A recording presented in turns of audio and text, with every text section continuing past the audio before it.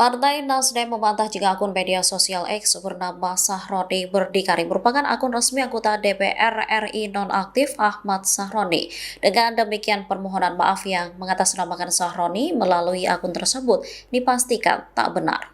Fraksi Nasdem menyatakan jika akun tersebut tidak memiliki keterkaitan apapun dengan Ahmad Sahroni. Konten yang dipublikasikan akun itu dinilai cenderung provokatif, menyesatkan, serta berpotensi menimbulkan keresahan publik.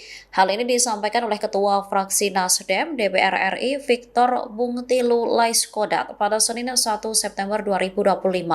Victor menegaskan segala informasi maupun pernyataan yang disampaikan melalui akun tersebut palsu. Download Tribun X sekarang, menghadirkan lokal menjadi Indonesia.